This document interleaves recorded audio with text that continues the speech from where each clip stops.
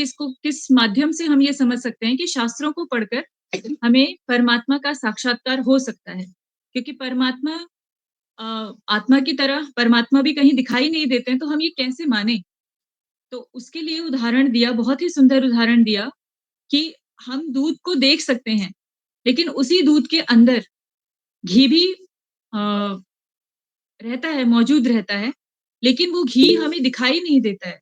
एक प्रक्रिया के द्वारा हम घी को दूध में से निकालते हैं। तो उसी तरीके से जो लकड़ी होती है, लकड़ी को किसी साधन की मदद से या किसी प्रक्रिया की मदद से हम उसमें आग लगा सकते हैं, अग्नि लगा सकते हैं। तो अग्नि हम उसी को लगा सकते हैं, आग उसी में लगा सकते हैं जिसके अंदर अग्नि विद्यमान होती है। तो उसी तरीके से दूध के अंदर घी होता है, लेकिन वो हमें साक्षात रूप में दिखाई नहीं देता है। किसी एक प्रक्रिया के द्वारा हम दूध के अंदर छिपे हुए घी को निकाल पाते हैं।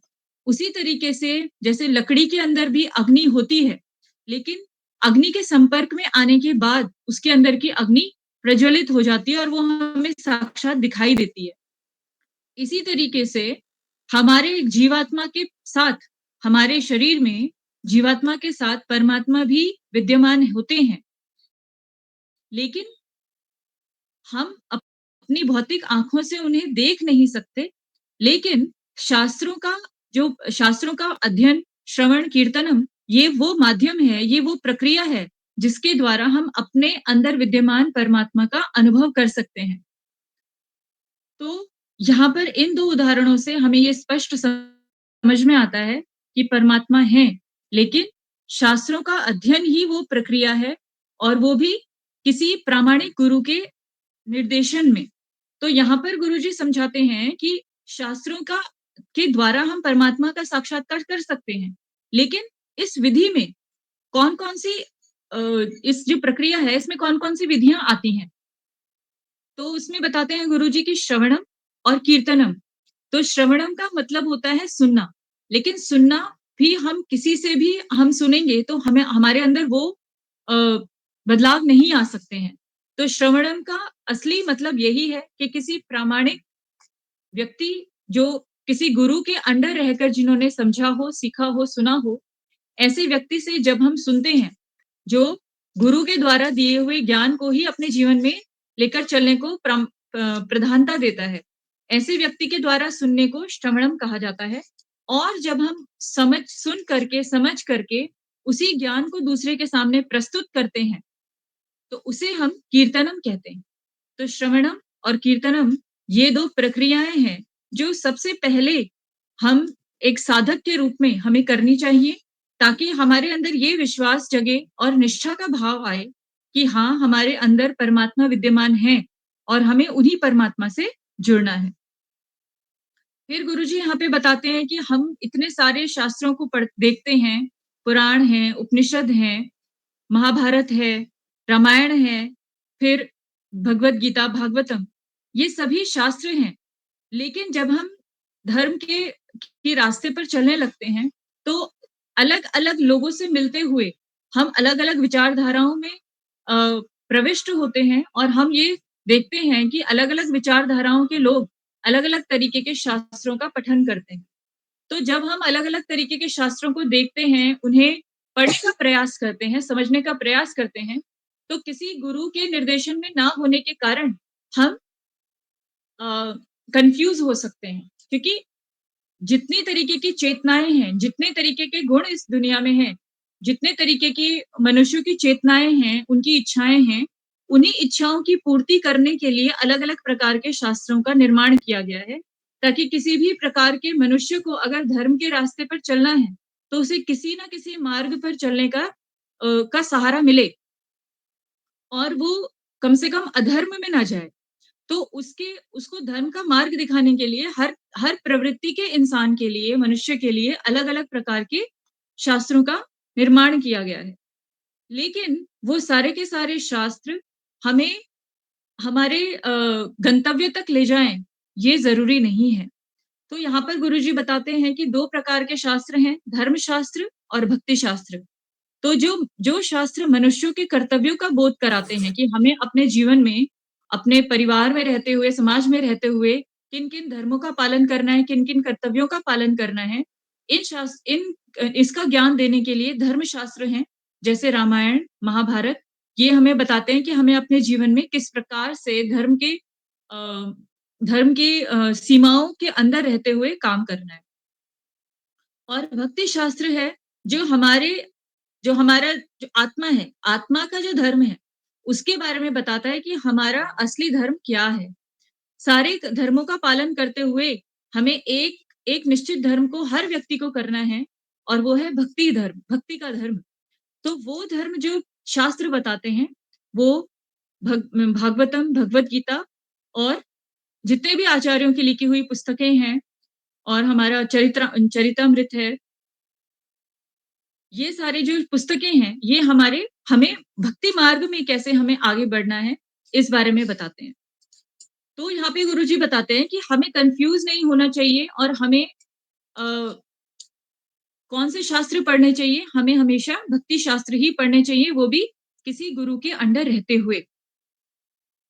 तो धर्म शास्त्रों को आत्मसात करने बट यहाँ पे हमें ये समझना चाहिए कि हमें भक्ति शास्त्र को समझने से पहले धर्म शास्त्रों का ज्ञान होना भी ज़रूरी है, आवश्यक है।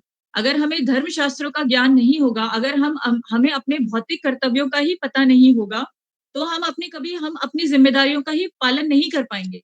और अगर अगर हम अपने भौतिक ज़िम्मेदारियों का, धर्मों का पालन नहीं कर पाएँगे, तो कभी भी हम भौतिक स्तर पर स्थिर नहीं हो पाएँगे। और अगर हम भौतिक स्तर पर स्थिर नहीं हो पाएँगे, तो हम आध्यात्मिक जीवन में भी कभी प्रगति नहीं कर सकते। तो अगर हम भक्ति शास्त्रों को समझना चाहते हैं, तो उसके लिए हमें धर्म शास्त्रों को जानना और समझना भी ज़रूरी है। तो मुझे यहाँ पर थोड़ी-सी ये बात समझ में आती है कि जब हम धर्म शास्त्रों के अंदर दिए हुए कर्तव्यों का पालन करते हैं, तो हम बहुत अच्छी तरीके से भक्ति शास्त्र को भी समझ पाते हैं। क्योंकि ये दोनों ही शास्त्र एक-दूसरे के लिए ही बने हैं। जब हम धर्म शास्त्र को समझते हुए उसको आत्मसात करते हैं, तो भक्ति शास्त्र के की जो रूल्स रेगुलेशंस हैं, उनको फॉलो करना हमारे लिए बहुत आसान हो जाता है। तो इतने प्रकारों के शास्त्रों को पढ़कर हम कन्फ्यूज़ हो जाते हैं। फिर यहाँ पे गुरुजी बताते हैं कि जो जीव के अंदर, जीवात्मा के अंदर जो दैवी गुण होते हैं, दैवी गुण मतलब कि हमारे अंदर क्षमाशीलता होना, हमारे अंदर सहन शक्ति होना, ये सारे जो गुण होते हैं, ये हमें किसी दूसरे दैवी व्यक्ति की अनुकंपा से ही हमारे अंदर आ पाते हैं। क्योंकि जब हमारे ऊपर किसी की अनुकंपा होती है, जब हम ये महसूस कर पाते हैं कि किसी की कृपा हमारे ऊपर हुई है, तो जो भी गुण हमें हमारे अंदर आए हैं, उन गुणों के प्रति या उन गुणों के कारण कभी भी हमारे अंदर अहंकार नहीं आता। तो जितने भी गुण हमारे अंदर हैं, अगर उनके ऊपर अहंकार की परत चढ़ जाती है, तो वो सारे के सारे गुण समाप्त हो जाते हैं। तो अगर हमारे अंदर वो गुण तभी आ सकते हैं, दैवी गुण तभी आ सकते हैं, जब किसी दूसरे दैवी शक्ति की अनुकंपा या कृपा हमारे ऊपर होती है और वो वही होते हैं जो हमारे गुरु हैं या जो हमारे देव हैं, हमारे भगवान हैं या गुरु हैं, उनके प्रतिनिधि हैं, आचार्य हैं। इन्हीं की कृपा और अनुकंपा की ही यहाँ पर बात की गई है। लेकिन ये कृपा हमारे ऊपर तभी होती है, गुरुजी यहाँ पे बताते हैं कि ये कृपा हमारे ऊपर तभी हो सकती है, जब हमारा जो ज्ञान का घड़ा है, पहले से भरा हुआ जो घड़ा है, उसको हम खाली करते हैं। अगर हमारा घड़ा पहले से भरा हुआ है, तो वो आगे से आने वाला ज्ञान कहीं भी उसमें समा नहीं पाएगा। तो यहाँ पर श्लोक संख्या 32 का तात्पर्य गुरुजी समाप्त करते हैं। उसके बाद श्लोक संख्या 33 पर पहुँचते हैं। तो यहाँ पर भोग की बात करते हैं, हम लोग भोग करने के लिए कैसे प्रेरित होते हैं? किस वजह से हमारे अंदर भोग करने की इच्छा होती है? तो हम जैसे हमेशा गुरुजी समझाते हैं कि हम यहाँ पर आते ही इस भौतिक जगत में एक जीवात्मा आता ही भोग करने के लिए। उसकी इच्छाएँ जागती हैं, उसकी स्वामित्व की भावना जागती है, उसे स्वामी बनना होता है, स्वामी बनने की इच्छा जागती है। वो सेवा कर के थक चुका होता है। तो इस वजह से वो अपने लिए एक ऐसी जगह चाहता है जहाँ पर वो स्वामी बन सके और इस कारण उसकी उस इच्छा की पूर्ति के लिए भगवान इस जगत का निर्माण करते हैं, ब्रह्मांड का निर्माण करते हैं और जीवात्मा को यहाँ भेज करके ये अनुभव करने की पूरी आज़ादी देते हैं, पूरी उसको छूट देते हैं कि आप अनुभव कीजिए कि स्वामी बनने के बाद क्या होता है। तो यहाँ पे गुरुजी प्रश्न करते हैं कि भौतिक जगत में को क्यों बनाया गया है? 2 कारण हैं भौतिक जगत को बनाने के। पहला है कि जीव की इच्छा, जो अभी हमने चर्चा की कि जीव की अपनी इच्छा होती है स्वामी बनने की। इस वजह से भगवान हमसे इतना प्रेम करते हैं कि वो हमारी इस इच्छा को पूरा करते हैं। और दूसरा कारण है इस जगत को बनाने का कि इसे एक जेल की तरह बनाया गया है। जैसे जेल के अंदर कैदी को भेजा जाता है, 2 कारणों से। एक उसने कोई गलती की होती है, तो उस गलती का प्रायश्चित करने के लिए और दूसरा उसको सुधारने के लिए। तो प्रायश्चित जो हमारे कष्ट होते हैं, कष्टों के द्वारा हम थोड़ा बहुत हमारा प्रायश्चित हो जाता है। लेकिन अगर हमें किसी गुरु का सानिध्य नहीं मिल पाता है, तो हम ये नहीं समझ पाते हैं कि ये कष्ट हमारे जीवन में क्यों आ रहे हैं। तो जब हम ये समझ पाते हैं कि ये कष्ट हमारे जीवन के में हमें शुद्धिकरण के लिए आए हैं हमारे, तभी हम अ, आगे उस मार्ग पर चढ़ पाते हैं जिससे हम भगवान के पास पहुँच सकें। अगर हमें किसी शुद्ध भक्त की या किसी वैष्णव की, किसी वरिष्ठ वैष्णव की का सानिध्य नहीं मिलता है, तो हम अपने जो दुःख हैं, उनके कारण हम डिप्रेशन में जा सकते हैं, उनके कारण हम जीवन जीने की इच्छा को त्याग सकते हैं, उसके कारण हम चिड़चिड़े हो सकते हैं, हम अपने सारे कर्तव्यों को भूल सकते हैं। लेकिन वहीं अगर हमारे साथ कोई वैष्णव हो या हमारे ऊपर कोई प्रामाणिक गुरु हो, तो उनके सानिध्य में रहकर हम ये समझ पाते हैं कि ये जो कष्ट हैं, ये कष्ट हमारे शुद्धिकरण के लिए हमारे जीवन में भेजे गए हैं, ताकि हम अपने अपने अनर्थों के ऊपर जीत हासिल करके भगवान की ओर मुड़ने का प्रयास कर सकें। तो यहाँ पर 2 कारण ये बताते हैं गुरुजी कि एक तो जीव की इच्छा और दूसरा जैसे जेल में कैदियों को भेजा जाता है उनको सुधारने के लिए, उसी तरीके से ये जगत बनाया गया है। हमारे अभी तक के जितने अनर्थ थे, इससे पहले जितने भी हमने गलत जो भी कार्य किए हैं, उसकी प्रवृत्ति को कार्य गलत काम करने की प्रवृत्ति को जड़ से खत्म करने के लिए ये जगत बनाया गया है। लेकिन इस जगत का भी इस्तेमाल हम तभी ढंग से कर सकते हैं, जब हम किसी गुरु के निर्देशन में कार्य करते हैं। फिर गुरुजी पूछते हैं कि 3 गुण क्यों बनाए गए हैं? हम यहाँ पर आते हैं, लेकिन यहाँ इस भौतिक जगत में और आध्यात्मिक जगत में यही अंतर है कि वो 3 गुणों से परे है और यहाँ पर 3 गुणों का प्रभाव है। तो क्यों यहाँ पर 3 गुणों का प्रभाव है, ये प्रश्न गुरुजी करते हैं।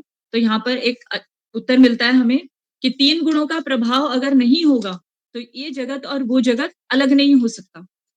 तो हमारे अंदर जितनी भी प्रकार की इच्छाएँ आती हैं, किसी के अंदर कम भोग करने की इच्छा होती है, किसी के अंदर बहुत ज़्यादा भोग करने की इच्छा होती है, किसी के अंदर सत्वगुण बहुत ज़्यादा होता है, किसी के अंदर रजोगुण बहुत ज़्यादा होता है।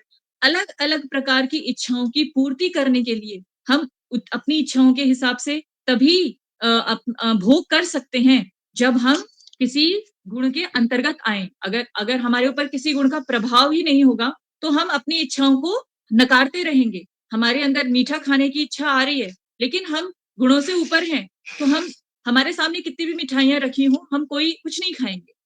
हम वो मीठा तभी खाएँगे जब हमारे अंदर रजोगुण बहुत ज़्यादा होगा। तो गुणों का प्रभाव हम हमें हमारी इच्छाओं की पूर्ति करने के लिए ही होता है और जब हम अपनी इच्छाओं की पूर्ति करते हैं, जब हम भोग विलास करते हैं उसके बाद जब हमें परिणाम मिलते हैं, तब हमें पता चलता है कि भोग करने के बाद सिर्फ विनाश ही होता है और इससे ज़्यादा कुछ नहीं होता। फिर उसके बाद गुरुजी बताते हैं कि 84 लाख योनियों का क्या मतलब है? किस चीज़ का सूचक है ये 84 लाख योनियाँ?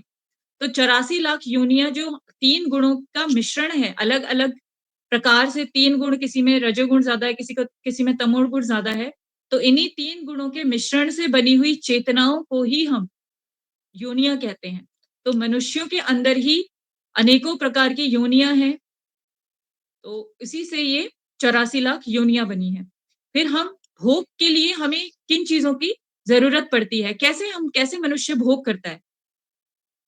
तो भोग करने के लिए पहले हमें ये शरीर दिया गया है। इसी शरीर के माध्यम से जीवात्मा भोग करता है, अपनी इच्छाओं की पूर्ति करता है। और दूसरा दिया गया हमारा मन।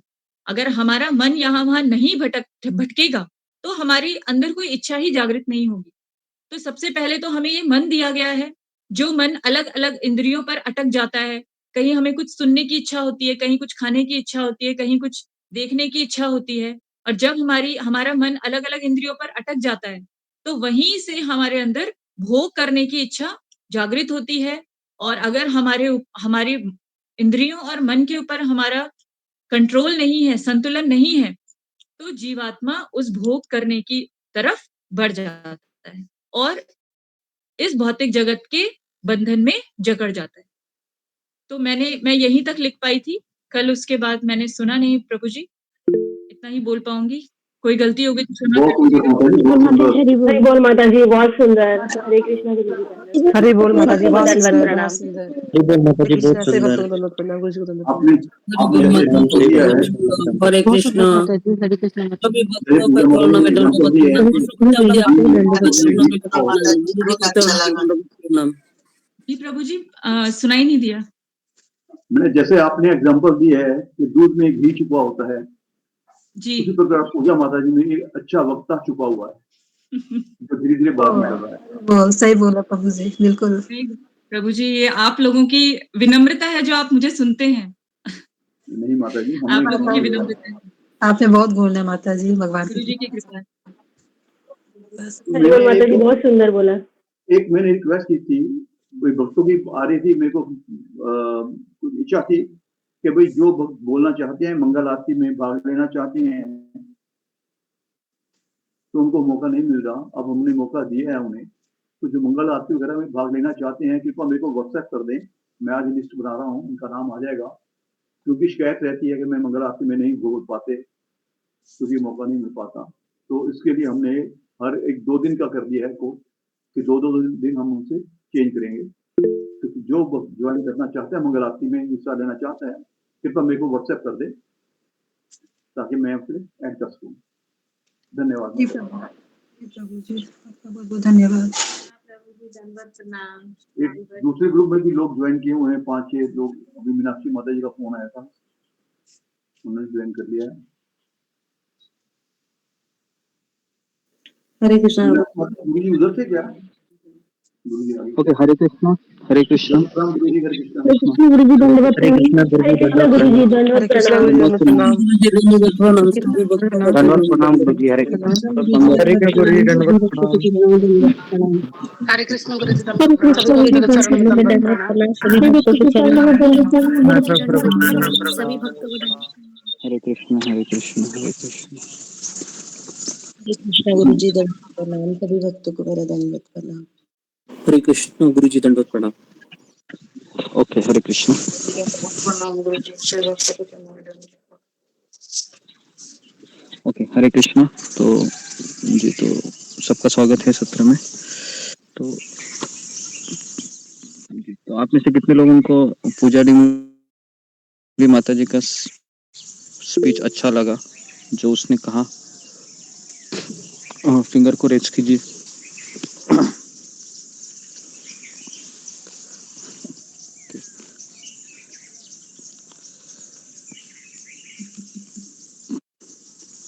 ओके, 30 लोग हैं। ओके,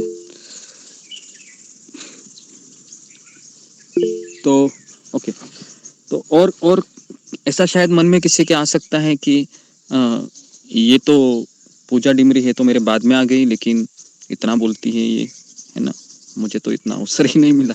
तो ये ऐसा कुछ भाव अगर हमारे भीतर आ रहा है तो उसको आप निकाल दीजिए, क्योंकि ये एक ईर्ष्या का प्रतीक है।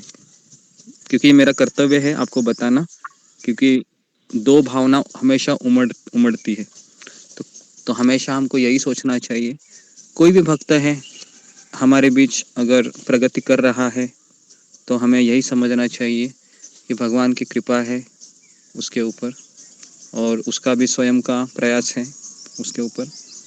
तो हमें फिर ऐसे भक्तों का संग लेना चाहिए, उनसे बात करनी चाहिए। ठीक है, तो ये चीज़ बताना मेरा कर्तव्य है, सारी चीज़ें। तो ये एक चीज़ मैं आपको बता रहा हूँ। ओके, लेकिन गुरुजी मैं भी यहाँ पे थोड़ा कुछ कहना चाहूँगी कि जो भी मैं कहिए बोलती कहिए। हूँ आप आप जो लिखवाते हैं उसी को रिपीट करती हूँ मैं। आप इतने अच्छे से समझाते हैं, उसी को थोड़ा बहुत बोलने का प्रयास करती हूँ। लेकिन भक्तों को ऐसा लगता होगा कि पूजा माता जी बहुत प्रगति कर रही हैं, तो ऐसा कुछ नहीं है। गुरुजी को सब पता है मेरे बारे में, क्या है, कितना है मेरे अंदर क्या है। तो गुरुजी के ही शब्दों को मैं बोलती हूँ, बस बोल लेती हूँ, इतना ही है।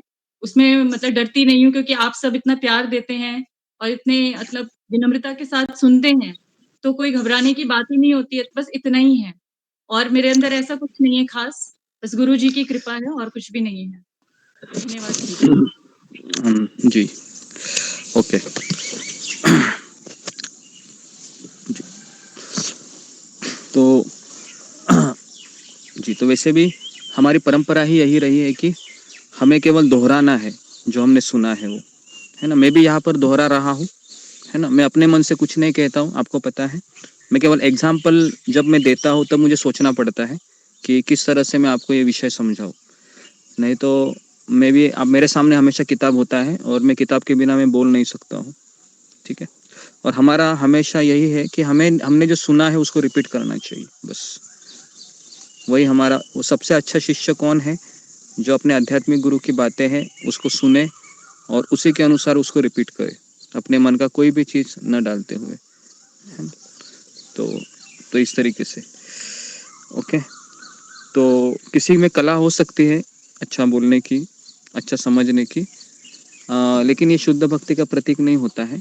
शुद्ध भक्ति का प्रतीक होता है शरणागति, सरेंडर, ठीक है? तो ये भी मुझे आपको बताना है साइमल्टेनियसली। तो ओके, तो मैं प्रार्थना कहता हूँ, फिर हम आगे बढ़ते हैं। ओम अज्ञानतिमिरान्धस्य ज्ञानाञ्जनशलाकया चक्षुरुन्मीलितं येन तस्मै श्रीगुरुवे नमः। नमो विष्णुपादाय कृष्णप्रेष्ठाय भूतले श्रीमते भक्तिवेदान्त स्वामिनिति नामिने। नमस्ते सरस्वती देवे गौरवाणी प्रचारिणे निर्विशेष शून्यवादी पाश्चात्य देशतारिणे। हे कृष्ण करुणा सिंधु दीनबंधु जगतपते गोपेश गोपिका कांत राधा कांता नमोस्तुते। तप्त कांचन गौरांगी राधे वृंदावनेश्वरी वृषभानुसुते देवी प्रणमामि हरिप्रिये। वाञ्छाकल्पतरुभ्यश्च कृपा सिन्धुभ्य एव च पतितानां पावनेभ्यो वैष्णवेभ्यो नमो नमः। जय श्री कृष्ण चैतन्य प्रभु नित्यानंद श्री अद्वैत गदाधर श्रीवासादि गौर भक्त वृंद। हरे कृष्णा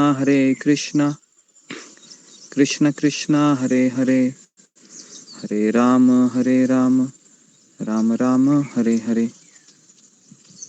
ओके, हरे कृष्णा। सबका स्वागत है सत्र में। तो सब लोग अपने कैमरा को ऑन कीजिए और कैमरे में आपका चेहरा दिखना चाहिए। तो इस तरीके से आज हम थोड़ा सा अलग टॉपिक के ऊपर चर्चा करेंगे। भगवत गीता का विषय है और विषय है कि मुझे पहले से सब कुछ पता है। इस विषय पे आज हम कहेंगे। ये सबसे बड़ी बीमारी है हमारी। तो इस बीमारी के ऊपर आज थोड़ा सा, मैं गीता 3 का किताब है मेरे सामने और उनमें से एक सेमिनार है कि I already know all of this, मतलब मुझे पहले से ही सब कुछ पता है ना जी। तो इसके ऊपर आज थोड़ा सा हम चर्चा करेंगे। आधा घंटा ही मैं बोलूँगा, ठीक है? तो हर संडे हमारा साक्षात्कार होता है, लेकिन कभी-कभी बीच-बीच में हम कोई सेमिनार के जैसे कोई टॉपिक भी ले लेते हैं, ओके? जी। श्रील प्रभुपाद जी ने इतनी सुंदर संस्था का निर्माण किया है कि संस्था में सारे विषयों का आदान-प्रदान होता है। लेकिन मुख्य जो विषय है वो श्रील प्रभुपाद ने इसलिए संस्था की स्थापना की थी कि जीवात्मा जो इस संसार के चक्र में भटक रहा है कई जन्मों से, उसको भक्ति रूपी वृक्ष मिले जिसकी छाया में वो हमेशा बना रहे और अपनी जिंदगी को, जिंदगी के जो खट्टे मीठे अनुभव है उसको झेलते हुए आगे बढ़ता रहे। क्योंकि जिंदगी ऐसी है कि इसमें ज़्यादातर खट्टे अनुभव होते हैं और कुछ मीठे अनुभव होते हैं। और व्यक्ति हमेशा उन छोटे-छोटे मीठे अनुभवों को याद करते-करते खट्टे अनुभवों को पचाना चाहता है। तो इसी का नाम ज़िंदगी है और ज़िंदगी में कुछ नहीं है ना? ज़िंदगी में खट्टे अनुभव 99% होंगे और 1% मीठा अनुभव होगा। और जब 1% मीठे अनुभव के सहारे वो अपने 99% जो खट्टे अनुभव है, उसको झेलते हुए आगे बढ़ता है। तो उम्मीद की किरण है उस 1% में है और वो 1% है हमारी भक्ति, हमारा जपा, हमारा गुरु के प्रति शरणागति, है ना? तो वही 1% है, जो हमारे भक्तों के साथ बीते हुए दिन हैं, बीते हुए यादें हैं, उसी के सहारे हम फिर जीते रहते हैं। ओके? तो शुरुआत करते हैं हम। एक साइंटिस्ट कहता है कि my wisdom is that I know I don't know. तो कहते हैं कि मेरी सबसे बड़ी प्रेरणा ये है कि मुझे ये जानना है जो मुझे पता नहीं है, या फिर कि my wisdom is that I know that I don't know. मतलब मुझे पता ही नहीं है कि मुझे क्या पता है। तो ये मेरी प्रेरणा है। तो इसको आप जरा लिखिए, इस सेंटेंस को। यहाँ से हम शुरुआत करेंगे। हमारी प्रेरणा क्या होनी चाहिए कि मुझे पता ही नहीं, यही मुझे पता है। मतलब मुझे कुछ पता नहीं, मुझे कुछ पता नहीं है। ओके? तो ये हमेशा आइडल स्टूडेंट का लक्षण है। जब चैतन्य महाप्रभु है अपने आध्यात्मिक गुरु के पास जाते हैं और कहते हैं कि मैं मूर्ख हूँ, मूर्ख ही नहीं मैं महामूर्ख हूँ, मुझे पता नहीं है कि क्या सही है क्या गलत है। तो सनातन गोस्वामी ने कहा था इसे, सनातन गोस्वामी ने चैतन्य महाप्रभु के सामने कहा था कि लोग मुझे पंडित समझते हैं कि मैं ब्राह्मण हूँ, मुझे भगवत गीता आती है, मुझे भागवत आता है, लेकिन मैं मूर्ख हूँ, है ना? मुझे ये भी पता नहीं कि मैं संसार में क्यों आया हूँ। तो आप मुझे बताइए कि, है ना, जो मुझे पता नहीं है। और वही एक प्रेरणा का काम करता है ना? तो आप में से कितने लोगों का ये आदत है, अगर आपको कोई चीज पता है तो आप कितने लोग हैं उसकी बातें सुनते ही नहीं है और सोचते हैं पहले इसका जरा खत्म होने दो फिर मैं मेरी सुनाता हूँ। कितने लोगों का ये एटीट्यूड रहा है? सच सच कहिए। अगर कोई व्यक्ति आपके पास आकर कहता है कि, है ना, कोई भी चीज ले लो, चाहे अध्यात्म की हो या भौतिक हो, और आप सुनते हैं अरे यार ये तो मुझे पता ही है ना, चलो सुनाओ अभी तुम, बाद में मेरी बारी है। तो ये हमारा सबका, मैक्सिमम लोगों का एटीट्यूड होता ही है ना? सबका होता है, क्योंकि सबको पता है कि मुझे वो बात मत सुनाओ जो मुझे पता है ना? मैं तुमसे ज्यादा अधिक जानकार हूँ। तो ये एक हमारी सबसे बड़ी बीमारी है, सबकी बीमारी है। और आध्यात्मिक जीवन में सबसे बड़ी बीमारी है कि पहले से मुझे पता है, पहले से मुझे पता है, आप मुझे मत सुनाइए, है ना? अगर आप भारत में किसी को सवाल पूछेंगे कि गीता क्या है, बाप रे बाप, लंबा प्रवचन करके बोलेगा अरे गीता, गीता तो मुझे पता ही है, भगवत गीता में क्या नहीं है सब पता है मुझे, कर्म योग, ज्ञान योग, अष्टांग योग, ये योग वो। और फिर उसको अगर आप पूछेंगे कि भैया कर्मयोग क्या है, अरे कर्मयोग क्या है ये मैं तुमको कल बताऊंगा। तो इस तरीके से आधा अधूरा ज्ञान लेके भारत में लोग हैं ना, ढिंडोरा पिटते रहते हैं मोस्टली। ओके? तो इसलिए वो कभी सीख नहीं पाता है। Okay? My wisdom is that I know I don't no. मेरी सबसे बड़ी प्रेरणा है, या, है ना, वो कि मुझे ये पता है कि मुझे कुछ पता ही नहीं है। कितने लोगों को समझ में आया? पहले फिंगर को रेज कीजिए। कितने लोगों को सेंटेंस समझ में आया? ओके।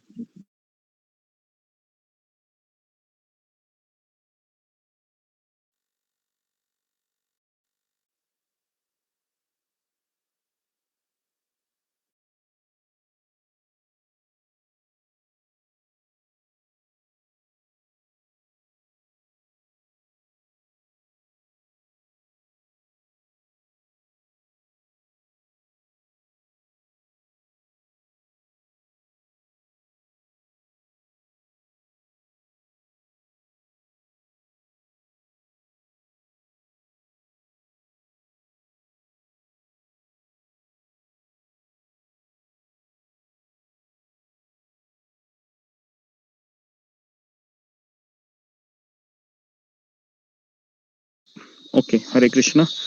ओके, 25 लोग हैं, सबको समझ में आया ना जी। तो हमारे सबसे बड़ी प्रेरणा क्या होनी चाहिए आध्यात्मिक जीवन में कि मुझे पता नहीं है, आप मुझे बताइए, है ना। अगर मान लो कि मैं लेक्चर में बैठ गया हूँ, वही पहला अध्याय मैंने 4 बार सुना है, वही भगवत गीता का पहला अध्याय मैंने 10 बार सुना है ना। आज मान लो मैं इस्कॉन मंदिर में जाता हूँ और वहां पर अगर भगवत गीता का क्लास चल रहा है, तो आप क्या बोलेंगे, अरे अभी मैं हूं तो मैं गीता पढ़ाता हूँ, बराबर है, 4 बार 5 बार गीता पढ़ाई है, मुझे पता भी है। लेकिन अगर मैं ये सोच कर जाऊं कि अरे मैं तो गीता का शिक्षक हूँ, लोग सब मेरे से गीता सुनते हैं, मुझे सब गीता पता है, तो फिर मैं कुछ नहीं सीखा हूँ फिर भक्ति में। समझ में आ रहा है? क्योंकि आध्यात्मिक विषय ऐसा है कि गीता का हर एक लाइन है एक नए नए अर्थों को जन्म देती है। तो इसलिए वही भगवत गीता का पहला अध्याय सुनने के लिए मुझे बैठना चाहिए। मुझे ये नहीं सोचना चाहिए कि मुझे गीता पता है।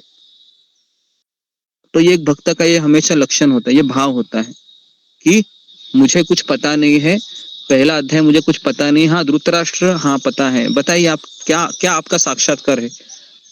इतनी चाव से हमको वो सारी बातें 10 बार नहीं 100 बार सुननी चाहिए, है ना। तो बस यही एक सेंटेंस है यहाँ पर जो मैसेज हमको मिल रहा है। हमको कभी ये नहीं समझना चाहिए मुझे पता है, गीता का पहला अध्याय दूसरा अध्याय सब पता है, मैं गीता समझ लिया हूँ, अभी मुझे भागवत सुनाइए, नहीं, गलत है ये। अरे गीता हमने 100 बार भी पढ़ी ना तो भी नहीं समझ में आएगी।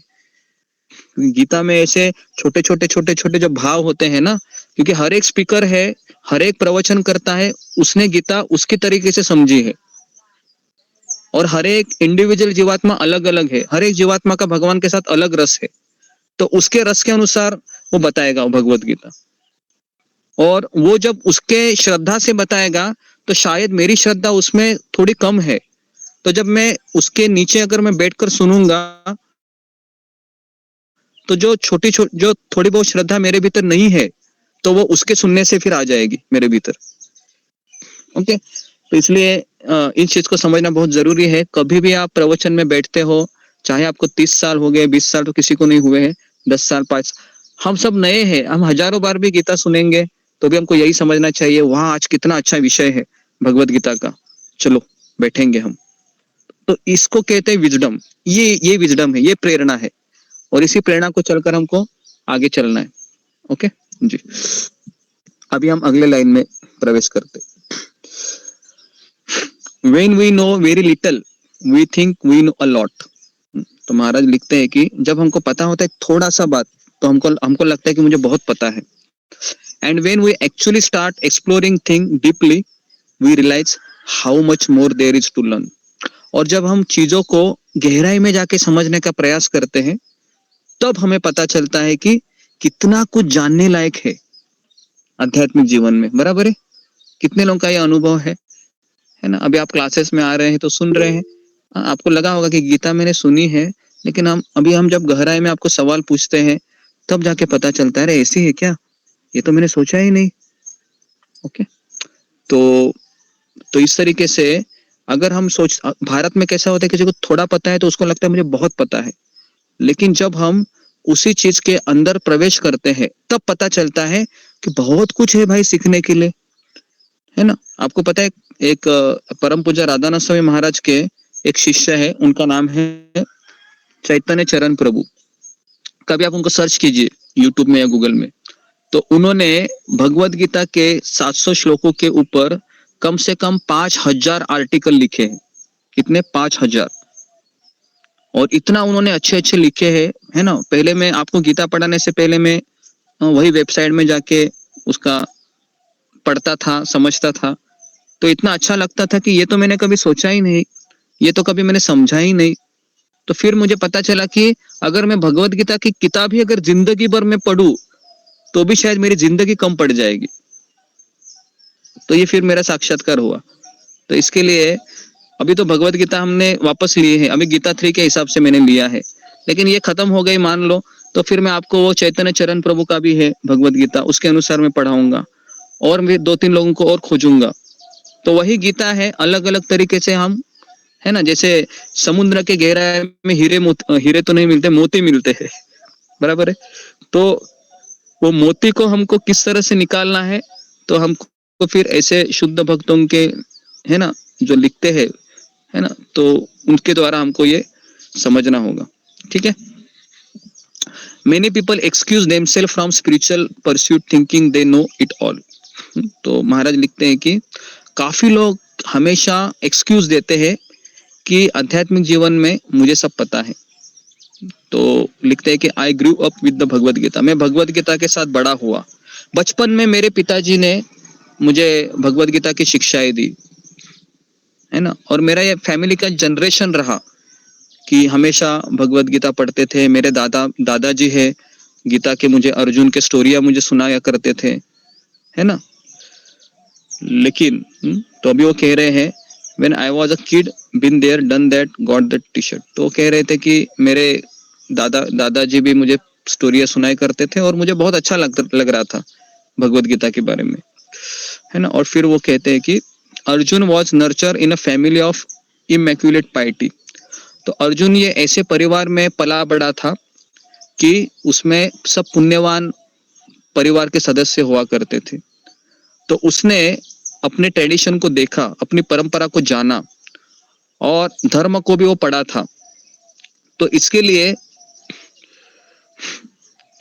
जब भगवान श्री कृष्ण के सामने उसने ये प्रस्ताव रखे कि मैं ऐसे नहीं कर सकता हूं, है ना, तो फिर इतना सब बैकग्राउंड होने के बाद भी उसको सब पता था अर्जुन को। देखो किस तरह से उन्होंने टॉपिक को लिया है। मुझे बहुत अच्छा लगा कि एक ही दूसरे अध्याय को तीन तरीके से एंगल में उन्होंने देखा। ये मुझे बहुत अच्छा लगा कि प्रभु की अर्जुन को सब पता था कि ट्रेडिशन क्या है, परंपरा क्या है, कुल धर्म क्या है, उसके बाद गुरु की शरणागति क्या होती है, सब पता था उसको।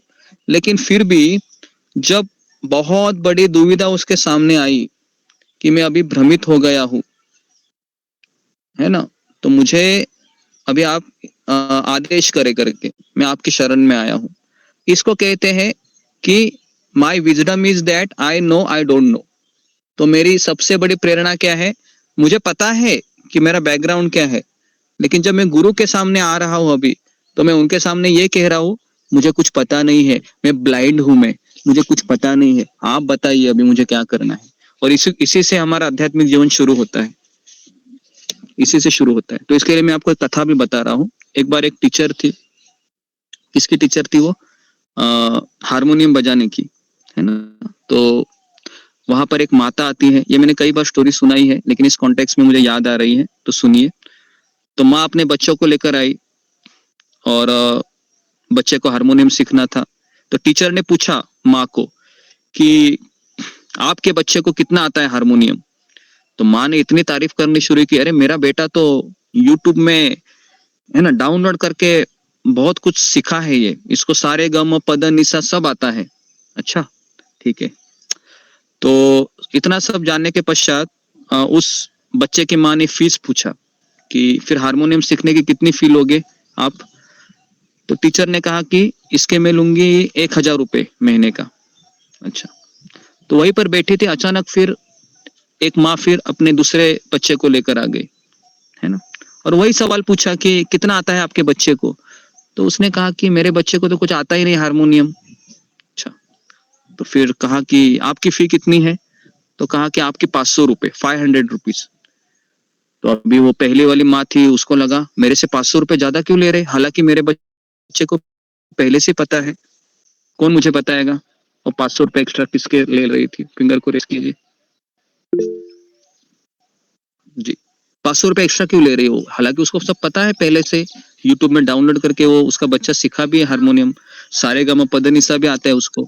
तो उल्टा कम होना चाहिए फी, मुझे लगता है कि 400 रुपए होना चाहिए, कंसेशन देना चाहिए, लेकिन दुगना फी कराया, क्यों कराया जी। ओके, पूजा डिमरी।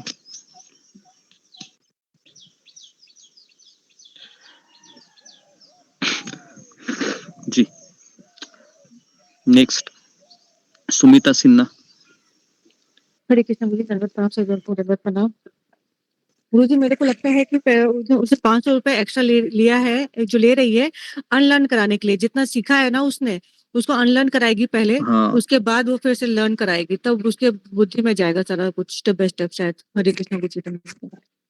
हाँ, तो ये इसका सही उत्तर है कि जो 500 रुपए एक्स्ट्रा ले रही है ना वो टीचर, वो इसलिए ले रही है कि पहला जो बच्चा, दूसरा बच्चा था ना, वो नॉर्मल था, उसका माइंड फ्रेश था, तो उसको पता है जो भी मैं इसको सिखाएगी ना उसके भेजे में घुस जाएगा।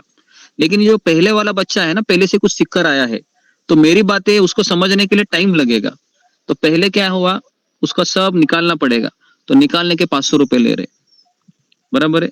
बहुत अच्छा एग्जाम्पल है, ये छोटा सा एग्जाम्पल है लेकिन बहुत बड़ी शिक्षा दे रहा है ये, ठीक है।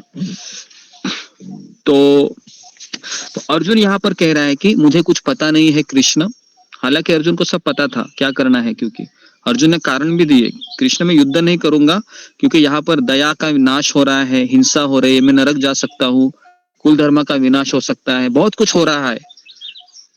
तो अर्जुन ने कहा, और अर्जुन के सारे कारण वैलिड भी थे, ऐसा नहीं कि अर्जुन गलत बोल रहा था, अर्जुन सही बोल रहा था। पहले अध्याय में कोई भी हम जैसा व्यक्ति यही बोलता था कि मैं क्यों इतने लोगों को मारूं, इनको मारूंगा तो नरक जाऊंगा, और मुझे ही तो राज चाहिए है ना, छोड़ दो ना, राज्य नहीं लूंगा।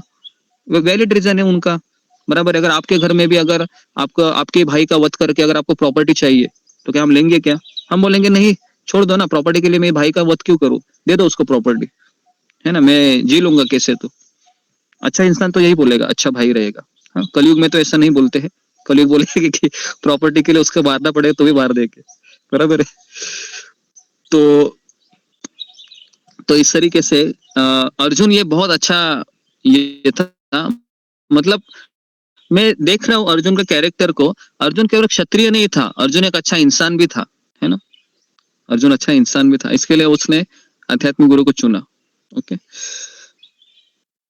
तो इस तरीके से फिर अर्जुन को कृष्ण ने क्या किया, एम्पावर्ड किया, शक्तिमान किया। क्यों किया शक्तिमान पता है? क्योंकि उसने स्वीकार किया मुझे कुछ पता नहीं है।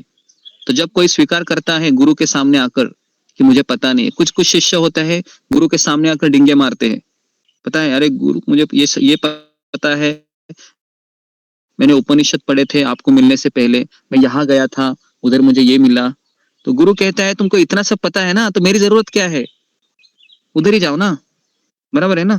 अगर आपके पास भी कोई व्यक्ति ऐसा आ गया कुछ पढ़ने के लिए, मान लो आप मैथमेटिक्स के टीचर है, और अगर आपके पास कोई ऐसा स्टूडेंट आया और कहा कि देखो टीचर मैथमेटिक्स है ना, मैंने पहले भी पढ़ा है, हमारे यहाँ पर कोई टीचर आते थे ना बहुत अच्छा पढ़ाते थे, तो आप इरिटेट हो जाएंगे, बराबर कि नहीं। तो आप क्या बोलोगे, अरे उसके पास ही जाओ ना, फिर मेरे पास क्यों आ रहे हो, है कि नहीं। तो इसलिए हम जब किसी भी को भी अप्रोच करते हैं सीखने के लिए, तो पहला आवश्यक गुण क्या है, मुझे कुछ नहीं आता है। ओके, मुझे कुछ नहीं आता है। अगर आप उसको सिखाने जाएंगे तो फिर वो कहेगा आप दूसरी जगह चले जाइए, ठीक है। तो without the humility that Arjuna embodied, there is no question of knowledge transmission. A proud person can't learn. तो यहाँ पर महाराज लिखते हैं कि विनम्रता से प्रश्न पूछने से ही जो आध्यात्मिक ज्ञान ट्रांसफर होता है, ट्रांसफर मतलब हृदय के भीतर प्रवेश करता है। ओके, तो नॉलेज को प्रवेश करने के लिए बहुत बड़ी चीज वो है विनम्रता। विनम्रता करता है आप मेरे स्वामी है, मैं आपका सेवक हूँ।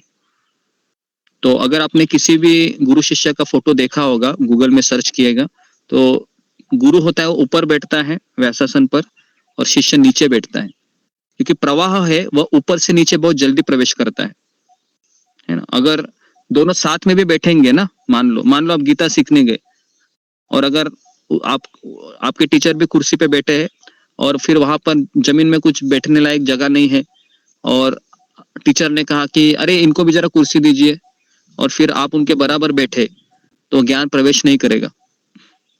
क्योंकि ज्ञान है वह, यहाँ पर लिखा है विनम्रता से नीचे बैठकर, गुरु के चरणों में बैठकर ज्ञान को सिखाया जाता है।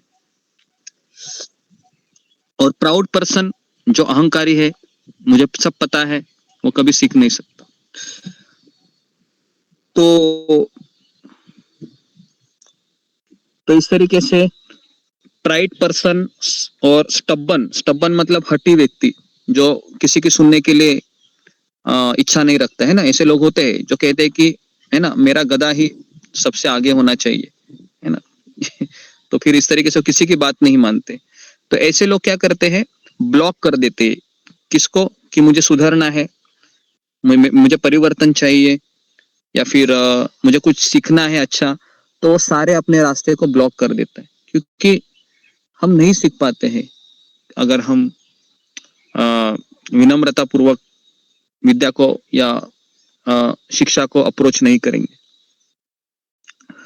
तो despite having ample exposure to spiritual opportunities, proud people never really develop any substance. तो इसलिए अगर प्राउड व्यक्ति के पास अगर भगवत गीता है, हरे कृष्ण मंत्र की माला है, वो शास्त्र पढ़ता भी है, तो यहाँ पर लिखा है कि he never develop any substance, उसके अंदर कुछ प्रवेश नहीं करेगा और फिर वो छोड़ के चला जाएगा, क्योंकि उसके अंदर कुछ घुसेगा ही नहीं। तो वो क्या बोलेगा, इस सत्संग में मुझे कुछ समझ में नहीं आ रहा है। क्यों नहीं समझ में आ रहा है भाई? विनम्रता ही नहीं है, आपको लगता है मुझे सब कुछ आता है। तो फिर ऐसे व्यक्ति, तो इसके लिए क्या होता है ना, आध्यात्मिक संस्था में काफी लोग आते हैं ये सोचकर कि मुझे कुछ सीखने को मिलेगा, लेकिन जो योग्यता होती है वो योग्यता कोई बताता नहीं है संस्था में। सब लोग यही कहते हैं, जैसे मैं इस्कॉन में गया तो मुझे किसी ने नहीं कहा कि विनम्रता भी होनी चाहिए करके, ये सब मैं प्रवचन में सुना। इंडिविजुअली आपको कोई नहीं कहेगा कि विनम्रता होनी चाहिए। हमेशा सब लोग यही कहते हैं कि आप माला करो, चैंटिंग करो, जपा करो, लेक्चर सुनो, और लेक्चर में फिर पता चलता है कि विनम्रता से ज्ञान प्रवेश करता है, फिर वो ऑटोमेटिकली विनम्र होना शुरू करता है। ओके, तो okay, one of the biggest problem with modern education is that we tell people what to think rather than teaching them how to think। तो यहाँ पर महाराज कहते हैं कि हमारा जो एजुकेशन है ना, एजुकेशन के ऊपर जो मॉडर्न एजुकेशन है, जिसके लिए हम, है ना, सीबीएसई रहेगी फी तो कम से कम 60,000 अभी फी है, 60-70,000 इंटरनेशनल स्कूल का, अगर है ना सीबीएसई पैटर्न रहे। एसएससी का 30,000 में हो जाता है सब कुछ, बराबर इतनी सारी फी ले रहे थे, पता है।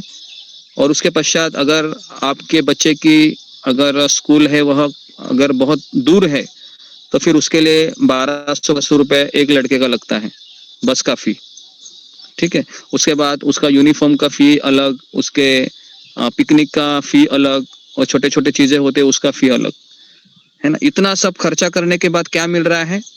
One of the biggest problem क्या है कि हम बच्चों को ये सिखाते ही नहीं है कि we tell people what to think rather than teaching them how to think। तो हम ये उनको सिखा नहीं रहे कि क्या सोचना चाहिए हमें जीवन में, हम उनको ये सिखाते हैं कि कैसे सोचना चाहिए, मतलब कैसे मुझे नौकरी करनी है, वो ज्यादा हमको सिखाते हैं।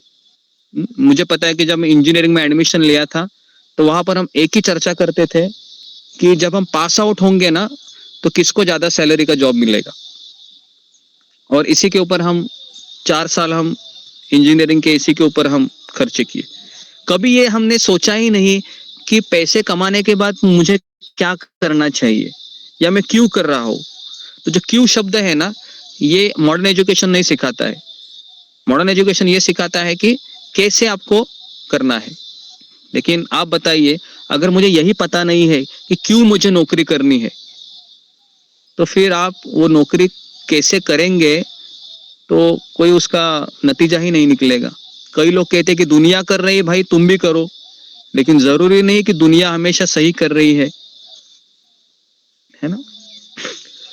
तो कितने लोगों को ये समझ में आया अभी जो मैंने ये सेंटेंस पढ़ा, biggest problem of modern education? Finger को रेज कीजिए।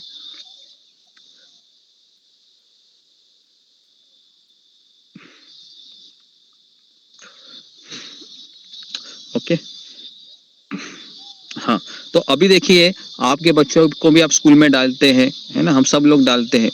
तो अभी आप गीता के क्लासेस में आते हैं, सत्संग सुनते हैं, तो वो कमी है वो आपको पूरी करनी है ना। अभी आप ये मत सोचिए कि हमें पता चला है क्या फर्क पड़ता है ना, मुझे वो अच्छा जॉब मिलेगा देख लेंगे। नहीं, अच्छा जॉब मिलके वो और फ्रस्ट्रेट होगा। हमने देखा है ना, हम भी बहुत पढ़ाई किए लेकिन किसी ने समझा ही नहीं कि कि क्यों हमें जॉब करना चाहिए, किसी ने समझा ही नहीं है। तो उससे हमारे देखो मेरे कितने साल खर्चे हो गए। 5 साल की उम्र से लेके कम से कम 20 साल की उम्र तक 15 साल हम पढ़ते रहे। ऐसा नहीं पढ़ना चाहिए था, लेकिन अगर मुझे ये समझ में आता था क्यों पढ़ना चाहिए तो शायद मैं उसको और अच्छे से पढ़ता था, है ना। मुझे किसी ने बताया नहीं क्यों पढ़ना चाहिए, मैं तो यही सोच रहा था कि बस कैसे तो ग्रेजुएशन करना है बस, और अच्छा तनख्वाह का नौकरी चाहिए। तो बेसिकली मैं इसलिए पढ़ रहा था ताकि मुझे अच्छा गधा बनना है ना, गधा नंबर 1 बनना है, इसके लिए पढ़ रहा था। लेकिन जब हम प्रभुपाद के संस्था में आ गए तो पता चला कि भाई मुझे गधा नंबर 1 नहीं बनना है, मुझे इंसान बनना है, अच्छा, है ना, अच्छा भक्त बनना है। तब जाके समझ में आया कि चीजें किस तरह से अभी हम देखी जा सकती हैं। ओके, तो इसलिए हमारे ऊपर तो प्रभुपाद जी का बहुत बड़ा उपकार है ना, है ना। एक कहावत आपने सुनी होगी कि कितना भी हम उस व्यक्ति के लिए करें, है ना, तो भी कमी है, क्योंकि वो ऋण हम चुका ही नहीं सकते हो कभी। क्योंकि एक ज्ञान है ना, व्यक्ति को डिप्रेशन से बाहर निकालता है। ज्ञान में इतनी शक्ति होती है ना कि व्यक्ति दवाई भी नहीं लेगा, केवल उसको नॉलेज है, ज्ञान है, तो उसके ऊपर उसको बहुत कुछ कर पाएगा जीवन में। लेकिन उसको नॉलेज नहीं है ना, तो हमेशा गलत चीजें करते करते फ्रस्ट्रेट होता रहेगा। तो नॉलेज ब्रिंग कैरेक्टर। ओके, तो इसके लिए हमको नॉलेज, इसके लिए हम किताबें क्यों पढ़ रहे हैं, ताकि मेरी जो सोई हुई मति है वो जग जाए, है ना। रोज हम सोते हैं, सोने के बाद हम वापस पूरा एकदम सब निकल गया होता है ना। अभी कितने लोगों को मैं बोलूं कि हमने गीता क्लास के 1 में क्या हमने सीखा था, कोई बता पाएगा मुझे अभी? हालांकि हमने सीखा है ना, बता पाएगा कोई? वो चला गया, अभी ब्रेन से चला गया, निकल गया। अभी मुझे और कुछ बताइए, और मुझे वापस मेरी बैटरी चार्ज कीजिए आप, बराबर है, और मेरी बैटरी चार्ज कीजिए। वो चली गई, अभी ड्रेन हो गई मेरी बैटरी। तो इस तरीके से हमको रोज रोज नित्यम भागवत, है ना, भागवत से नित्यम हमको भागवत सुननी चाहिए।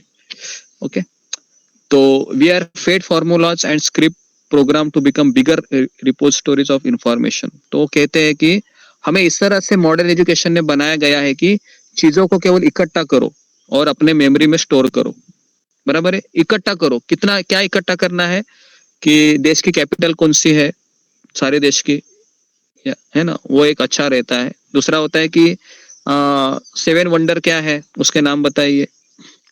फिर होता है कि अमेरिका किसके लिए फेमस है, ये इजिप्ट किसके लिए फेमस है, अफ्रीका किसके लिए फेमस है ना, वो ज्योग्राफी में पढ़ाया जाता है। हिस्ट्री में पढ़ाया जाता है कि भारत का इतिहास क्या था पहले, है ना, मुगल आए थे, फिर पहले सम्राट अशोक थे, चाणक्य थे, है ना। तो इस तरीके से ये सारा हमारे अंदर भीतर भरा जाता है। फिर मैथमेटिक्स के वो sine theta, cos theta, tan theta, मुझे जिंदगी में कभी समझ में नहीं है वो साइन का मतलब क्या है, कॉस का मतलब क्या है ना, आपने भी पढ़ा होगा, है? पूरा ऐसे भेजा घूमते रहता था ना वो साइन, कॉस, टैन, कॉसेक, बराबर है। मैं बोल रहा था कि ये पता नहीं कौन सा गधा था कि उसने ये सब चीजें, है ना, अभी अभी ऐसा लग रहा है कौन गधा था जिसने ये सारी चीजें इंट्रोड्यूस की। क्या हमें कभी अपनी प्रैक्टिकल जिंदगी में फायदा हुआ कभी उसका, मैथमेटिक्स का? हमें कुछ फायदा ही नहीं हुआ कभी। वो जो क्वाड्रेटिक इक्वेशन हो, है ना, कुछ कभी फायदा ही नहीं हुआ जिंदगी में। तो उसके लिए हमने हमारे 10 साल बर्बाद किए। लेकिन आप बोलोगे पढ़ेंगे नहीं तो फिर पास कैसे होंगे? हाँ, इसके लिए हमको पढ़ना है, अभी पास होने के लिए पढ़ना है। लेकिन जीवन की रियलिटी अलग है, क्योंकि जीवन में कुछ प्रॉब्लम आ गया तो आप क्या बोलोगे, क्वाड्रेटिक इक्वेशन में डालोगे क्या? आप मैथमेटिक्स के इक्वेशन में डाल के सॉल्व करो, ऐसा नहीं होता है। हमने जब लेबोरेटरीज में इतने सारे चीजें की, है ना, प्रैक्टिकल्स किए साइंस की लेबोरेटरी में, आपको पता होगा ना, आपने लिखा होगा एम क्या है, उसके बाद इंस्ट्रूमेंट लगते हैं, फिर वो, है ना, ऑब्जर्वेशन होता है, फिर उसका कंक्लूजन होता है। कितनी बार हमने लिख लिख के पूरे ऐसे पेजेस भरे हैं वो। लेकिन हम जब प्रैक्टिकल लाइफ में आ गए, है ना, पास आउट होने के बाद, तब पता चला जीवन कुछ और ही है भाई, जीवन तो और ही है। यहाँ पर तो हमको एडजस्ट करना सिखाया जाता है, लेकिन मैंने तो कभी सीखा ही नहीं एडजस्ट करना। मुझे तो यही बोला हुक और क्रुक चीजों को हासिल करो। तो इसके लिए प्रॉब्लम आने के बाद हम क्या सोचते हैं, प्रॉब्लम सोचते हैं कि इसको हम अभी क्या करेंगे, इसको हम कैसे तो दबाएंगे, और दबा के फिर इसमें से मलाई निकालेंगे। तो इस तरीके से अभी मॉडर्न एजुकेशन बोलता है कि कैसे तो अपना एम्बिशन को पूरा करो, है ना, गलत रास्ता ले लो, वो रास्ता ले लो। तो अभी ये हो गया है। तो इसके लिए हमें है ना, ये सब चीजें हैं, पढ़ते रहनी चाहिए, बराबर है। तो how to think, we would become explore the wisdom, curious and hungry to grow. Okay, तो सारी चीजें इसके लिए चली जाती है हमारे भीतर से, जो जिज्ञासा होती है ना। मॉडर्न एजुकेशन जिज्ञासा को ही पूर्ण विराम देता है। ओके, तो मॉडर्न एजुकेशन है वो जिज्ञासा को फुल स्टॉप देता है। क्योंकि क्यों क्यों क्यों फुल स्टॉप देता है? क्योंकि व्हाट टू थिंक, क्यों कर रहा हूं, ये मॉडर्न एजुकेशन सिखाता नहीं है। मॉडर्न एजुकेशन सिखाता है कि कैसे करना है, करो। तो progressive life is a recurring venture into the unknown. In chapter 10, Krishna tell Arjun that someone awake to the spiritual reality is a Buddha, an intelligent person. तो यहाँ पर बताया गया कि आध्यात्मिक जीवन में जब कोई पूछता है कि जीवन के प्रॉब्लम क्या है, क्यों मैं इस संसार में आया, मैं नहीं चाहता था कि मैं यहाँ पर गधा बनूं, लेकिन मुझे गधा बनना पड़ा। मैं नहीं चाहता था कि मैं गधी बनूं, लेकिन मुझे गधी बनाया जा रहा है। मैं गुलाम की जिंदगी नहीं चाह रहा हूं, लेकिन मैं क्यों गुलाम यहाँ पर बना हूं, या मैं क्यों गुलाम बनी हूं? क्या मैं इसीलिए मैं यहाँ पर आया हूँ? क्या मैं इसीलिए मैं यहाँ पर आई हूँ? तो ये सवाल हमको अपने आप से पूछने चाहिए। तो उसको कहते हैं फिर बुद्ध। बुद्ध का अर्थ है इंटेलिजेंट पर्सन, बुद्धिमान व्यक्ति।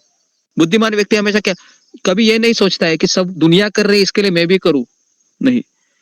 वो गधा सोचता है, गधा सोचता है कि सारे गधे ऐसे ही कर रहे हैं तो मैं भी ऐसे ही करूंगा, नहीं। हमको भगवान ने दिमाग दिया है, सोचो मैं क्यों करूं मैं, दुनिया कर रही है तो, है ना। तो उसको कहते हैं इंटेलिजेंट पर्सन। तो इसके लिए अब हम ऐसे कलयुग में रह रहे हैं कि जहां पर 99% है वह एक नॉर्मल गधे की जिंदगी जी रहे हैं।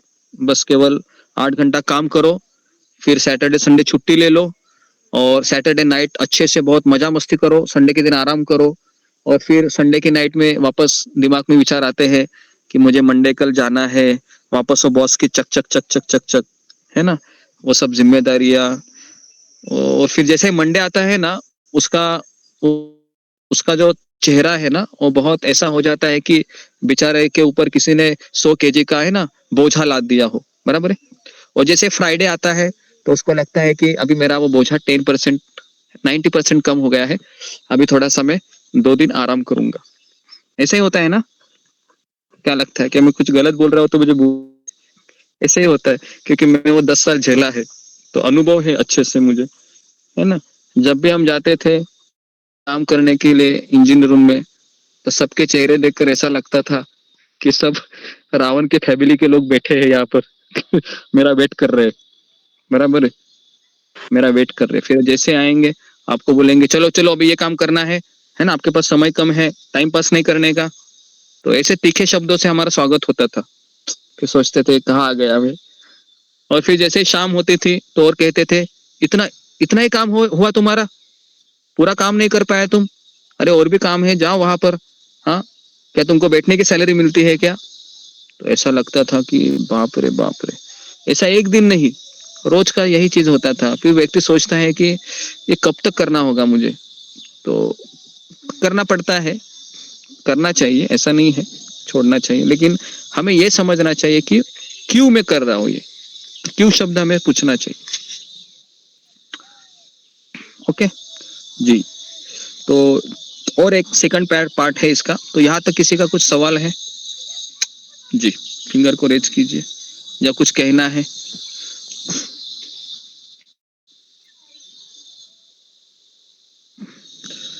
ओके, कितने लोगों को समझ में आ रहा है इस किताब में जो जो चीजें लिखी है वो सब सही है, ये एकदम प्रैक्टिकल है, ऐसा ही हो रहा है दुनिया में, इतना तो पता चल रहा है। अरे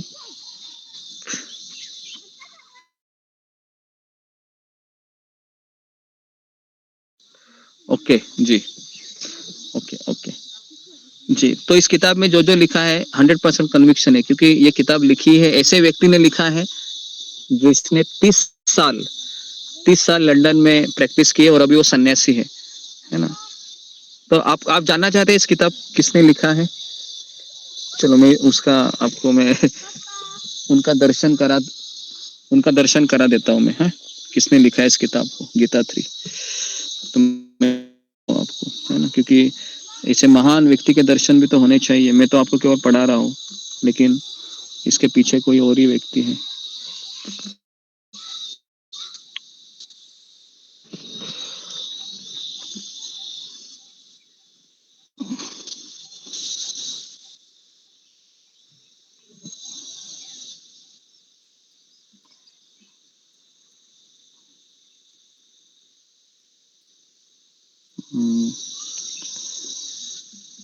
गीता ऑथर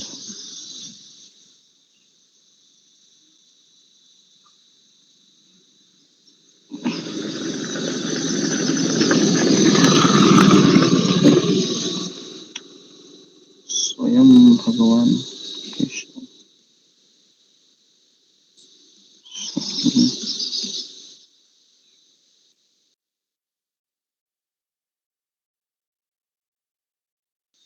ओके,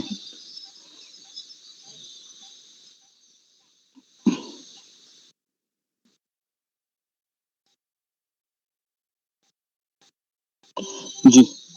तो ये वो व्यक्ति है, ये जो गीता 3 का जो ऑथर है ना, ये जो किताब है मेरे पास गीता 3, एस.बी. केशव स्वामी महाराज, ठीक है। ये किताब 600 रुपीज का है वैसे, लेकिन ये है वो। सबको दिखाई दे रहे? जी गुरुजी। जी। तो इनके बारे में अगर मैं बताऊं तो ये गुजराती फैमिली में से है भारत में, लेकिन इनका पूरा एजुकेशन लंदन में हुआ और लंदन में ये कम से कम 30 साल ब्रह्मचारी रहे और 2 साल पहले इन्होंने संन्यास लिया। तो ये इनका नाम है एस.बी. केशव स्वामी महाराज, है ना। तो इनके लेक्चर में बहुत सुनता हूँ, कभी कभी समय मिला तो इनके लेक्चर भी मैं सुनता हूँ, तो उससे कुछ चीजें हैं जो मुझे पता चलती है। तो ये है वो, बहुत इंटेलेक्चुअल व्यक्ति है। आप देख ही रहे हो किस तरह से इन्होंने किताब लिखा है। जी।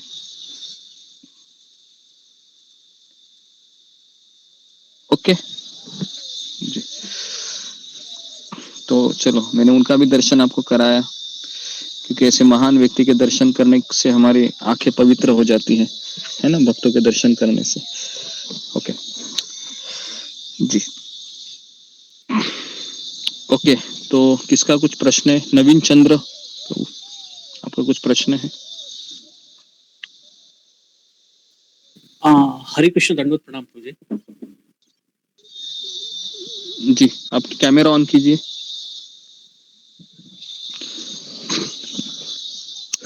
हाँ, पूछिए। हाँ प्रभु जी, अभी मैंने जो लेक्चर सुना, एक्चुअली प्रभु जी मैं यहाँ पे नोएडा के पास रहता हूँ, तो नोएडा टेम्पल में मैं इस ग्रुप में जुड़ा था, इसलिए मैं ज़्यादा आ नहीं पाता क्योंकि मुझे यहाँ के ग्रुप में, लेकिन आपका लेक्चर मुझे बहुत ही अच्छा लगा और बहुत ही ये लगा प्रभु जी। ये क्या कहते हैं, जैसे प्रभु जी हम जैसे आपने बोला कि जो भगवत गीता पढ़ते हैं सबका अलग अलग रस है ना, तो उस हिसाब से बताएंगे, वैसे बताएंगे प्रभु जी। तो प्रभु जी ये क्या कहते हैं, ये जानने की इच्छा हुई थी प्रभु जी कि जैसे कि आपने बताया कि इसके अलग अलग मीनिंग निकलते हैं, तो प्रभु जी हमको शास्त्र क्या मतलब, जैसे भगवत गीता ही एक ही बुक लें और हम उसी को बार बार पढ़े, वो ज्यादा अच्छा है, या फिर कैसे करना चाहिए प्रभु जी इसमें? हाँ जी, तो ये अच्छा सवाल पूछा है इन्होंने। तो देखिए, पहले तो हमको ये समझना चाहिए कि अगर हम भगवत गीता जब तक अच्छे से नहीं पढ़ेंगे तब तक हमारा बेस क्लियर नहीं होगा, है ना। तो भगवत गीता ये बहुत इंपॉर्टेंट किताब है, भागवतम से भी ज्यादा, क्योंकि जब तक मेरा बेसिक क्लियर नहीं है भगवत गीता का, और मैं भगवत गीता में काफी ऐसे, इस्कॉन में भी किताबें हैं, अगर आपने इस्कॉन मंदिर में गए हैं, आप तो मंदिर जाते हो, तो आपने देखी है कि अलग अलग महाराज ने भी, जैसे एक जीता मित्र दास करके भी है, उन्होंने भी लिखा हुआ है ना, सरेंडर अनटू मी करके एक किताब है जो मैं जानता हूँ। उसके पश्चात फिर और 2-3 महाराज ने लिखा है ना।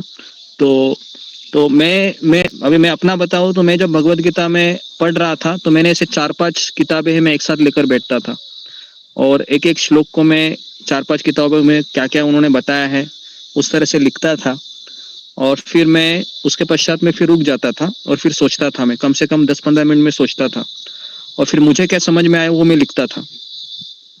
तो इस तरीके से मैंने स्टडी की भगवत गीता की। तो भगवत गीता की स्टडी करने के लिए पहले हमें वो जिज्ञासा चाहिए, और वो जिज्ञासा सेवा करने से आती है ना। हम जब किसी की सेवा करते हैं, किसी भी भक्त की, कम से कम 1 साल 2 साल, तो हमारे भीतर भी वो जिज्ञासा आती है, और फिर वो हमको नरिश करता है वो चीज पढ़ने के लिए, है ना। और मान लो कि आप किसी सन्यासी की सेवा में लग गए या किसी बड़े भक्त की सेवा में लग गए, तो फिर उनका जो ज्ञान है वो हमारे भीतर फिर प्रवेश होता है। तो इसके लिए मैं तो यही कहूंगा कि 2 चीजें जरूरी है, एक है सेवा और दूसरा है जिज्ञासा। तो ये दोनों चीजें अगर हमारे भीतर है तो फिर हम धीरे धीरे शास्त्रों को डीप में स्टडी करने का प्रयास करेंगे।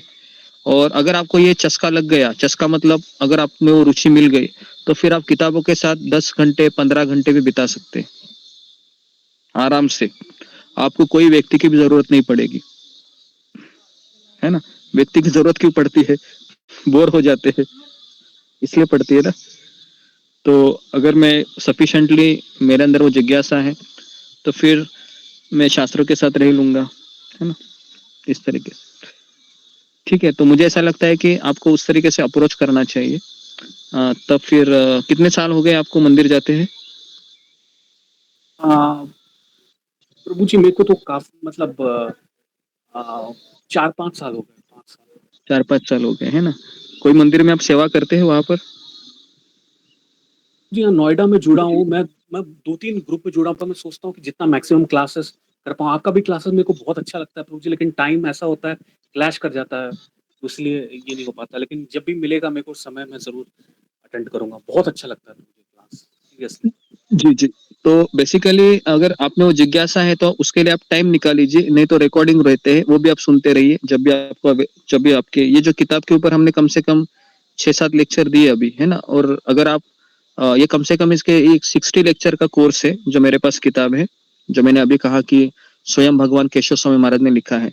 और मेरा ये दावा है ऐसा कि मैंने इस किताब को स्टडी किया है, तो ये 60 लेक्चर अगर आप इसको अच्छे से सुनेंगे, समझेंगे, तो आपको गीता का फाउंडेशन समझ में आएगा कि गीता हमें क्या अपने प्रैक्टिकल जीवन में मैसेज देना चाहती है। क्योंकि कई लोग गीता पढ़ते भी है 10 साल 15 साल, लेकिन ये समझ में नहीं आ रहा है कि कृष्ण अर्जुन को तो बता रहे, लेकिन मैं क्या ले लूं उससे, है ना। वो जरूरी है ना। कृष्ण ने तो जी अर्जुन को गीता बताई, लेकिन मुझे क्या लेना है गीता से, तो ये मुझे क्लिक होना चाहिए। तो इस किताब में बहुत अच्छे से समझाया गया है कि मुझे क्या लेना है गीता से। जैसे आज हमने किसके ऊपर चर्चा की, इसके ऊपर कि मुझे पहले से ही पता है ना, ये हमारी बीमारी है। तो इसके ऊपर कृष्ण अर्जुन को समझाना चाह रहे थे, लेकिन मैं गीता के 700 श्लोक पढ़ के भी नहीं समझूंगा। लेकिन जब किसी ने दिमाग लगाकर पढ़ा है और उसने जब किताब लिखी है, तो फिर हमारे लिए वो चीज आसान हो जाती है। जैसे कभी कभी देखो, बच्चे के दांत नहीं होते हैं ना, तो माँ उसको क्या करते, कभी कभी चबा के देती है ना, ताकि वो जी जी बच्चे को चबाने में ज्यादा कठिनाई ना हो। तो उसी तरीके से गीता अभी चबा के हमारे पास आ रही है, तो इसके लिए बहुत आसान लग रहा है समझ। ठीक है, इस तरीके थैंक से। You, thank you very much. Okay, तो ओके, और किसी का कुछ सवाल है इसके ऊपर? ओके, तो अभी हम प्रैक्टिकल पार्ट में आते हैं। अगर किसी का है नहीं है तो हम प्रैक्टिकल पार्ट में आते हैं। थोड़ा 10 मिनट लूंगा, फिर हम इसको एंड करते हैं। तो प्रैक्टिकल पार्ट क्या है, तो इसका तो प्रैक्टिकल पार्ट है कि हम जब भी मंदिर में प्रवेश करें, जब भी हम सत्संग में प्रवेश करें, तो हमें ये सोचकर प्रवेश करना चाहिए कि मुझे कुछ आता नहीं है। ये पहला चीज होना चाहिए, है ना। लेकिन अब जब मंदिर के बाहर जाते हैं आम व्यक्तियों के साथ, जो अभक्त है या नॉन डिवोटीज है, तो उनके साथ हमको ऐसा रहना चाहिए कि मुझे सब आता है, मैंने अपने गुरु से सब सीखा है। समझ में आ रहा है आपको? तो ये 2 चीजें हैं। नहीं तो हमारा जनरली क्या होता है, हमारा जनरली उल्टा होता है। हम जब अपरिचित व्यक्तियों के साथ रहते हैं, है ना, तो हम सोचते हैं कि मुझे सब कुछ आता है या मुझे कुछ नहीं आता है, हाँ सॉरी, कुछ नहीं आता है। और हम जब परिचित व्यक्तियों के पास जाते हैं तो हम सोचते हैं कि मुझे सब कुछ आता है। तो हम जब इस्कॉन मंदिर में जाएंगे या सत्संग में आएंगे, तो हमें यह समझना चाहिए कि मुझे कुछ नहीं, मैं सीखने के लिए यहाँ पर आया हूँ। मैं यहाँ पर सिखाने के लिए नहीं आया, सीखने के लिए आया हूँ, है ना, बराबर है। तो इसके लिए जब जब मैं यहाँ पर भी सवाल पूछता हूँ, आप लोग बोलते हैं, तो मैं भी आप लोगों से सीखता हूँ, ऐसा नहीं है कि मैं नहीं सीखता हूँ। तो सीखने की प्रवृत्ति होनी चाहिए बहुत, और उसके लिए पेन पेपर लेके आना चाहिए। पेन पेपर लेके आएंगे तो और चीजें समझ में आएंगी, ये पहली चीज। दूसरी चीज है कि हमें हमेशा शास्त्रों में एक मिनट, हाँ, हमें हमेशा शास्त्रों में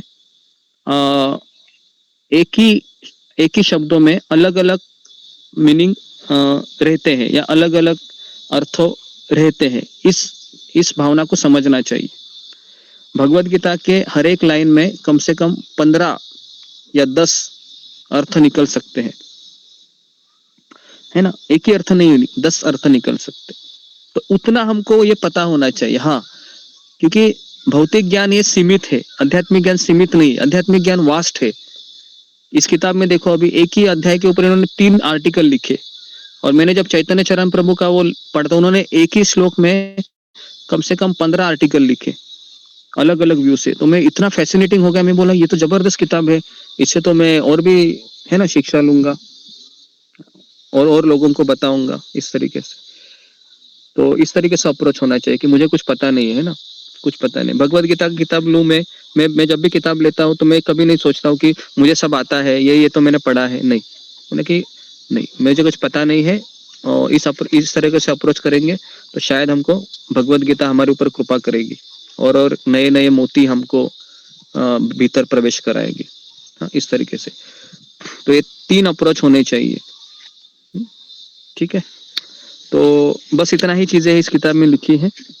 तो ये एक सेमिनार रह गया था एक्चुअली, ये दूसरे अध्याय के ऊपर है ये सेमिनार, लेकिन ये थोड़ा छूट गया था, तो इसके लिए इसके ऊपर हमने काम किया कि आई ऑलरेडी नो दिस। ऐसा क्यों होता है?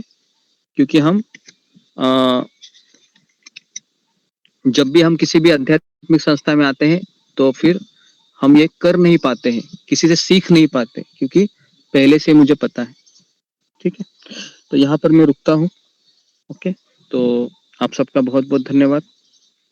किसी का कुछ प्रश्न है, कुछ कहना है, या आपको पता चला है? कितने लोगों को ये समझ में आया आज का विषय? फिंगर को रेज कीजिए। ये विषय समझ में आया या कुछ नया सीखने को मिला? ये इसके बारे में तो मैंने कभी सोचा ही नहीं था इस तरीके से।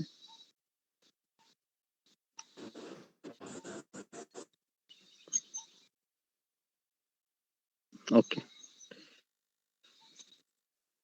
ठीक है, ओके, धन्यवाद आप सबका बहुत बहुत। तो दोपहर में थोड़ा एग्जाम होगा, तो जनरल क्वेश्चन नहीं देंगे हम, तो कम से कम 20 क्वेश्चन देंगे, तो आप इसमें तो तैयारी करके आइएगा, है ना, ताकि एटलीस्ट पता तो चले कि मुझे कितना आता है, कितना नहीं आता है, और अगले दिन हम उसका क्वेश्चन आंसर करेंगे, ठीक है? तो यहाँ पर मैं रुकता हूँ। आप सबका बहुत बहुत धन्यवाद। श्रील प्रभुपाद की जय, गुरुदेव की जय, हरे कृष्ण।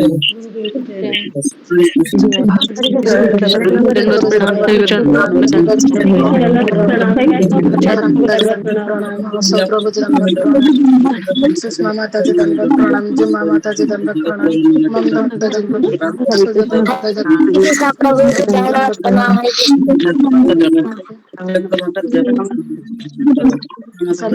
चरण प्रणाम, गुरु जी को चरण दंडवत प्रणाम।